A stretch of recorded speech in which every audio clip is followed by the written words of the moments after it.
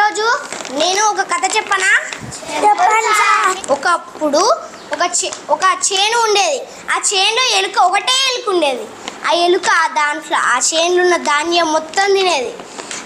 అప్పుడు ఆడికి ఒక గ్రాసప్పర్ వచ్చింది. ఆ గ్రాసప్పర్ని అది చూసింది. ఓ గ్రాసప్పర్ ఆ గ్రాసప్పర్ మొత్తం ధాన్యాన్ని మొత్తం తింటుంది. అది చూసిన ర్యాటు, ఏ గ్రాసప్పర్, నువ్వు ఇది నా సొంతం, ఈ పంట నాది, నువ్వు తినకూడదు ఇక్కడ అంటే, ఇది నీది కాదు, ఇది నేను కూడా తింటా, ఏం చేసుకుంటావో చేసుకోపో అని గ్రాసప్పర్ ర్యాట్ని బెదిరించింది. ర్యాటు వెంటనే అనుకుంది, ఇది నా మాట. అది గ్రాసప్పర్ ఏమో ఎక్కువ తింటుంది ధాన్యాన్ని. అప్పుడు ఎలుక ఇట్లా అనుకుంది, ఇది ఇట్లా తింటే నాకు ఏ ధాన్యం దొరకదు, నేను చనిపోవడమే అని అనుకుంది. మిడతనేమో ఎలుకను చంపాలనుకుంది, ఎలుకనేమో మిడతను చంపాలనుకుంది. అప్పుడు ఎలుకనేమో పోయి కాకి చెప్పింది, కాకి ఆడ ఒక మిడత ఉంది, దాన్ని తినేసేయి నువ్వు, అది ఇక్కడ వచ్చినప్పుడు నువ్వు దీని మీద ఒక కట్టె మీద నిలబడి నువ్వు తినేసేయి అని అన్నది. అప్పుడు అదేమన్నా మిడత ప్యారెట్ ఏమన్నది, కాకి ఏమన్నది, నేను తింటా సరే అని అన్నది.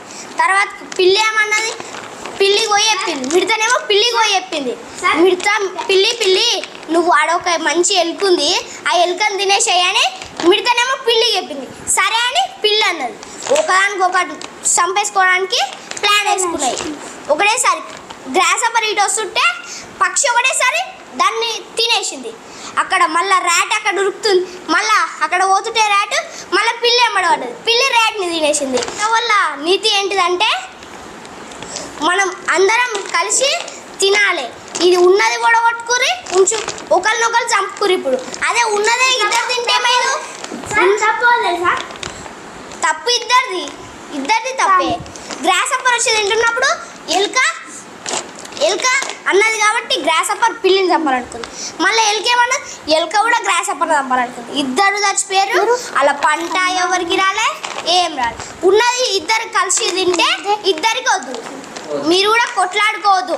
ఉన్నది తినాలి, చదువు ఇప్పుడు ఏదైనా పంచుకోవాలి. కానీ లొల్లి పెట్టుకోరు అనుకో ఏం లాభం ఉండదు, నీకు నష్టమే ఆయనకు నష్టం.